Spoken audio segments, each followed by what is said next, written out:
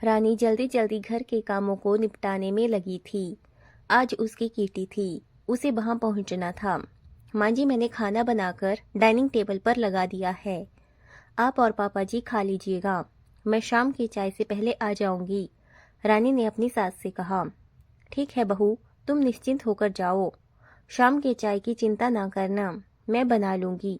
तुम आराम से आना, रानी की सास ने उससे कहा।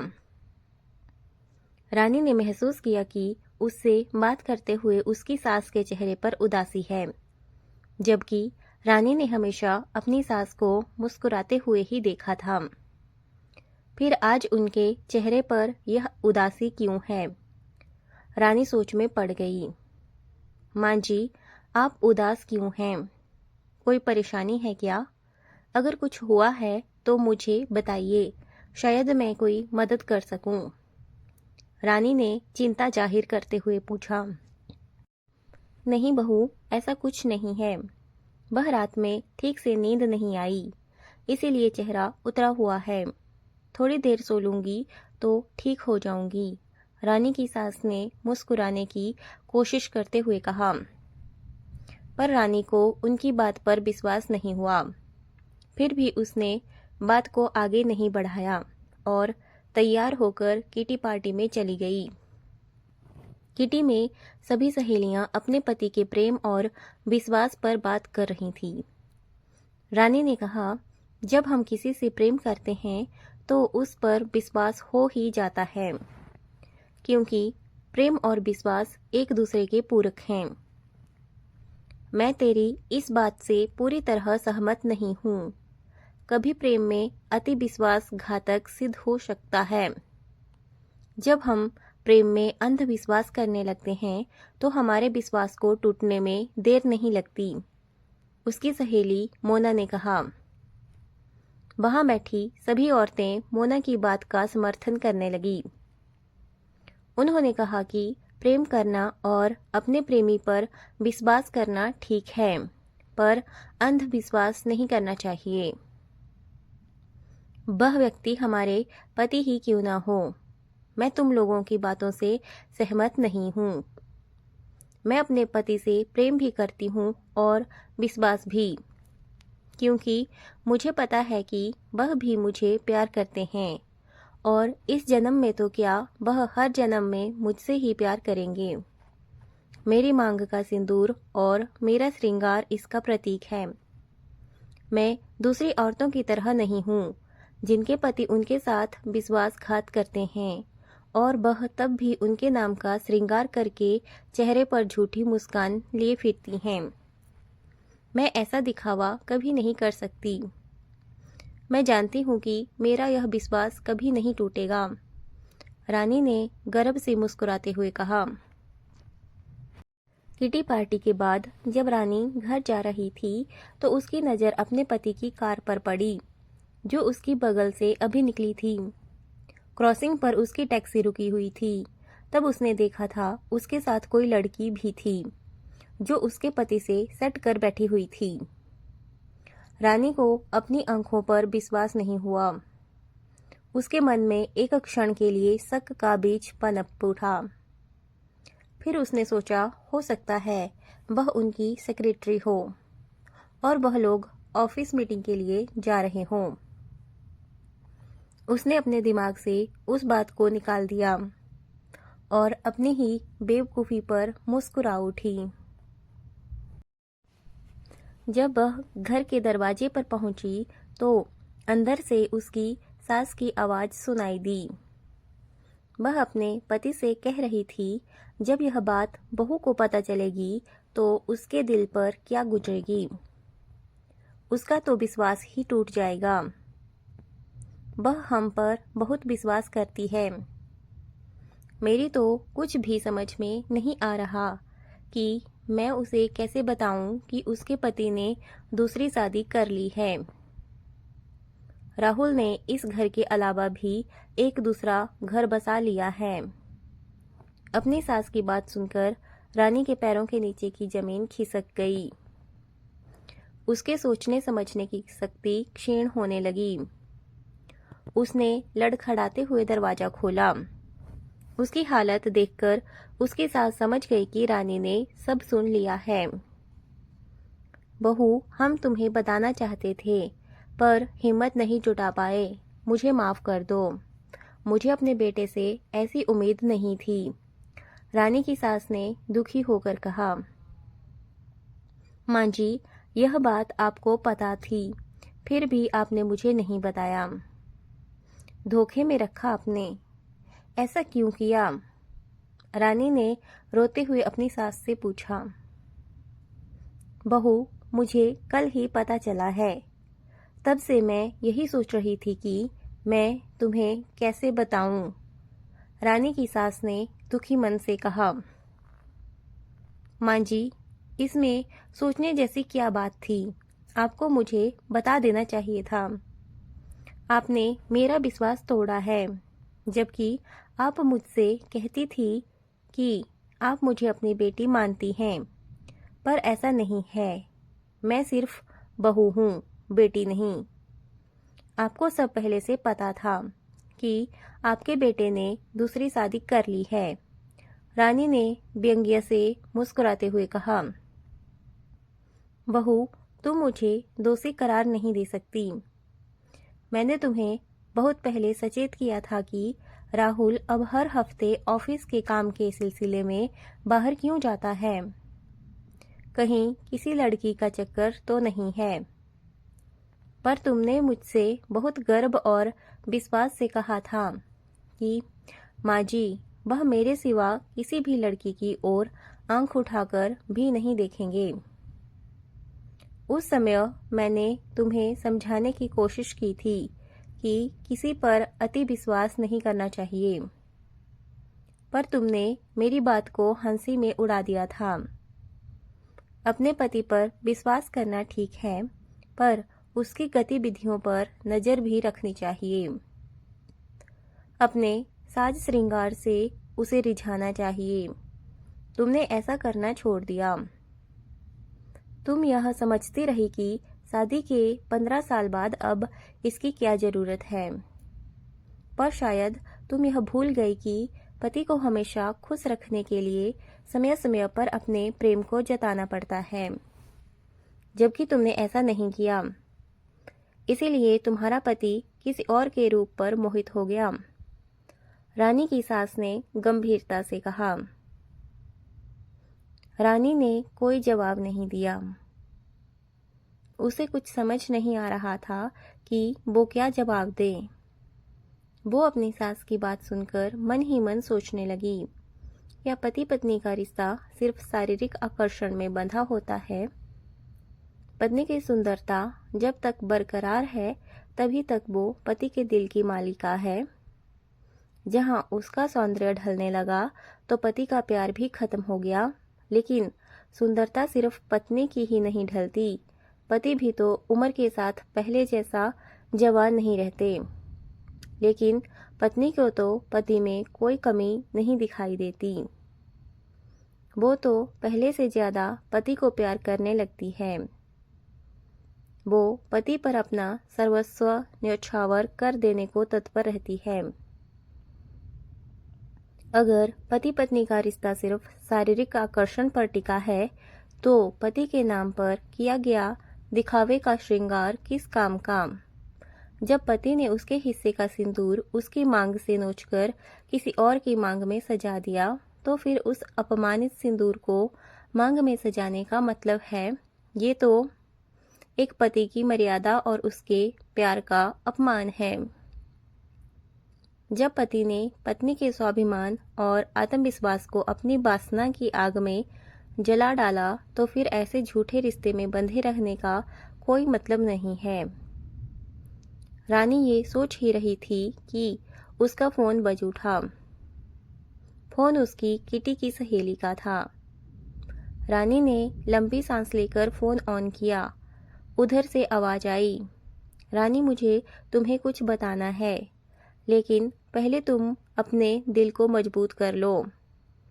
रानी की सहेली ने गंभीर लहजे में कहा। क्या बात है रमा, तुम ऐसा क्यों कह रही हो? रानी ने गंभीर लहजे में पूछा। वो रमा की बात का मतलब समझ गई थी, लेकिन उसने अनजान बनते हुए पूछा, रानी, मैंने तुम्हारे पति को किसी और औरत के साथ देखा है। वो औरत बहुत ही सुंदर और जवान है। शायद तुम्हारे पति ने उससे शादी कर ली है। तुम्हें तो अपने पति के प्यार पर बहुत ही भरोसा था, पर तुम्हारे पति ने तुम्हारा भरोसा तोड़ दिया है। ये बात झूठ नहीं है, बिल्कुल सही है। जिस लड़की से तुम्हारे पति ने शादी की है वो मेरी दूर की रिश्तेदार है। उस लड़की के चंगुल से तुम्हारे पति का छूटना मुश्किल ही नहीं, नामुमकिन है, क्योंकि वो लड़की बहुत ही लालची और घमंडी है। उसने अपने रूप जाल में तुम्हारे पति को फंसा लिया है। अब तुम क्या करोगी? क्या अपने घर में अपनी सौतन को बर्दाश्त कर सकोगी या अपने पति का घर छोड़कर चली जाओगी? ये तुम्हारे अंधविश्वास के कारण हुआ है। अगर तुमने अपने पति को अपने प्यार और आकर्षण में बांध रखा होता तो तुम्हारा पति तुम्हें छोड़कर नहीं जाता। पर तुम अपने पति को आकर्षण में बांधती कैसे? तुम तो अपना आकर्षण बहुत पहले ही खो चुकी हो। तुम अपनी उम्र से 20 साल ज़्यादा लगती हो।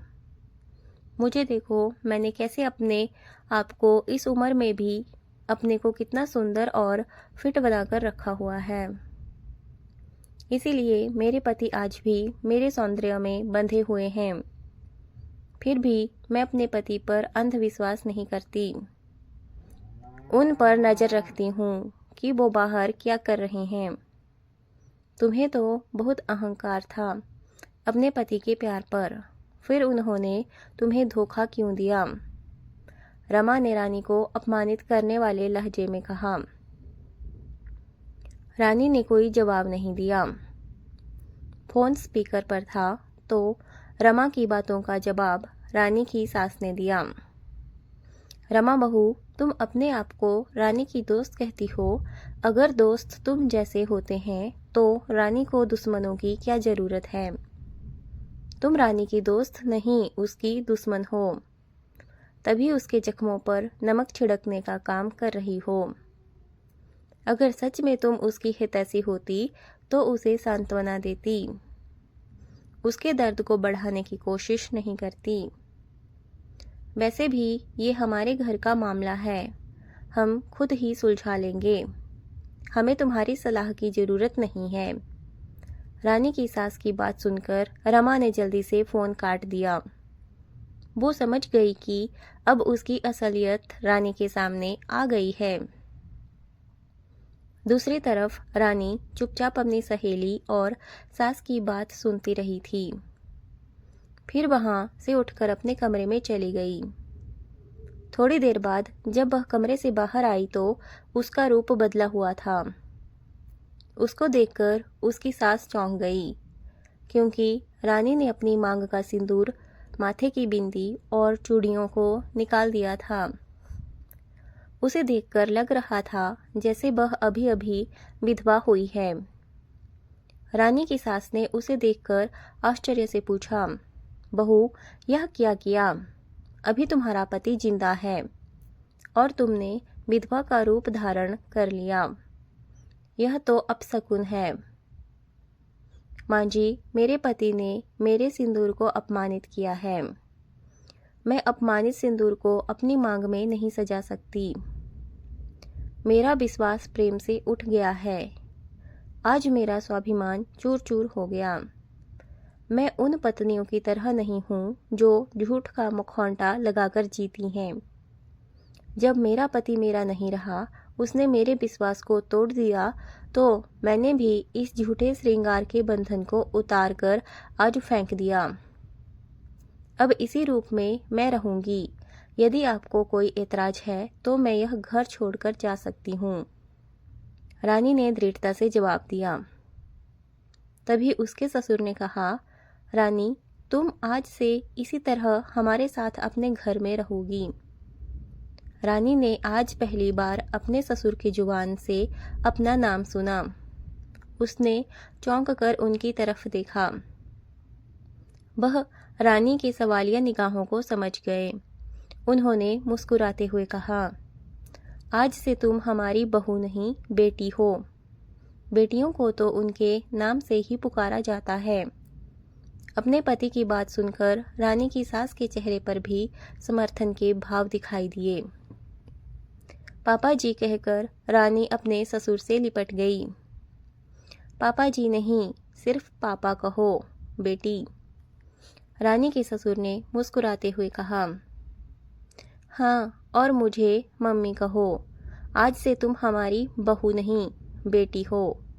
रानी की सास ने भी मुस्कुराकर कहा, ठीक है मम्मी पापा, जो आप लोगों की आज्ञा। रानी ने भी अदब से सिर झुकाकर गंभीर लहजे में कहा। रानी को ऐसा करते देखकर उसके सास ससुर ठहाका मारकर हंस पड़े।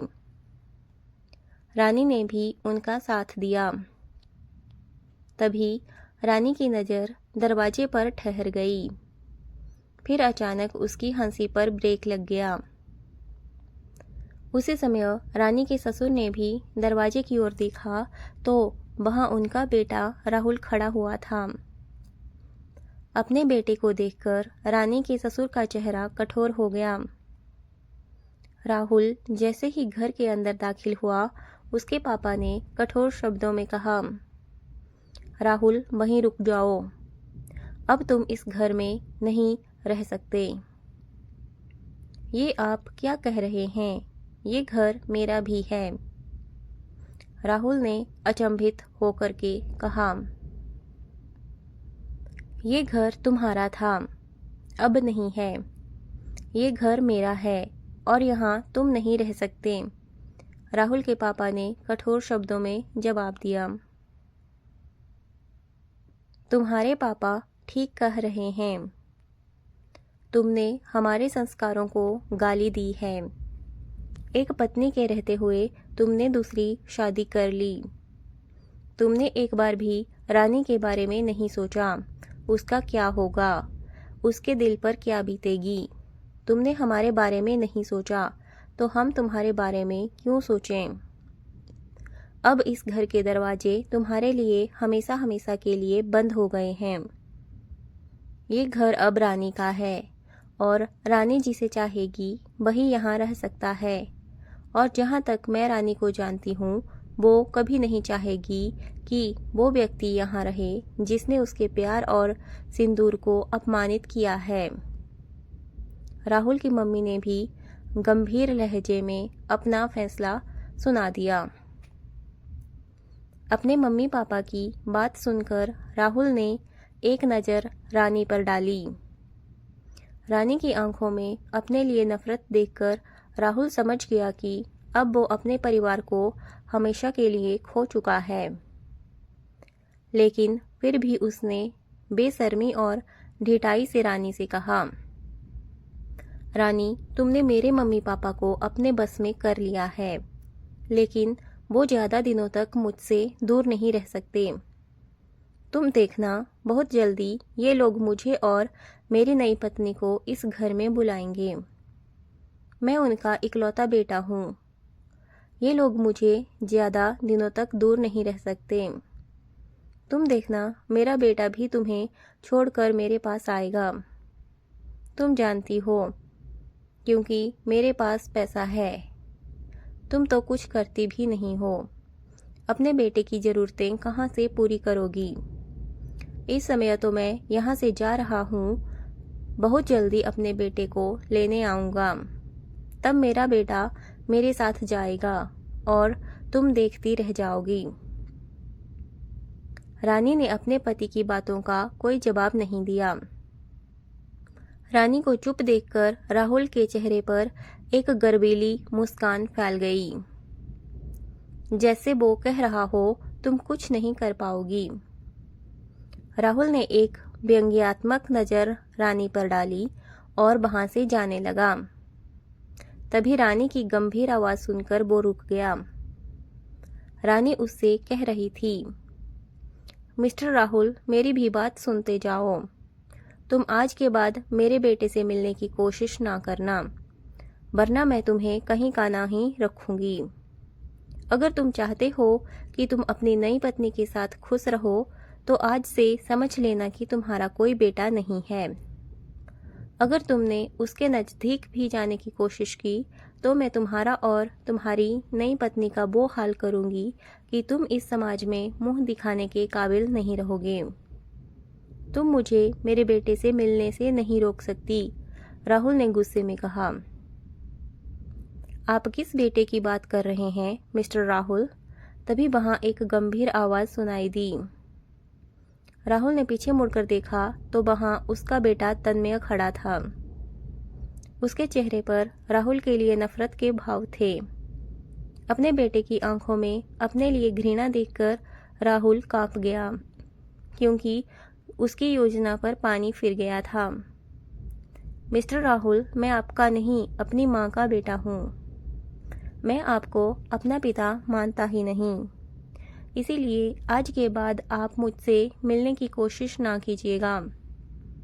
जो व्यक्ति वासना का पुजारी होता है वो ना तो किसी का बेटा होता है, ना ही पति और ना ही पिता। इसीलिए आप यहाँ से जा सकते हैं। आपकी सुंदर पत्नी आपका इंतजार कर रही होगी। तन्मय ने नफरत से राहुल को देखते हुए कहा। राहुल अपने बेटे की इतनी कड़वी बातें सुनकर शर्म से पानी पानी हो गया। उसने आशा भरी निगाहों से अपने माता पिता की ओर देखा, पर उनके चेहरों पर भी कठोरता दिखाई दी। राहुल ने एक असहाय सी नज़र सब पर डाली और एक हारे हुए जुआरी की तरह थके कदमों से घर से बाहर निकल गया। रानी अपने बेटे से लिपटकर फूट फूट कर रो पड़ी, पर ये आंसू दुख के नहीं खुशी के थे। आज उसके बेटे ने अपनी माँ के स्वाभिमान की रक्षा जो की थी।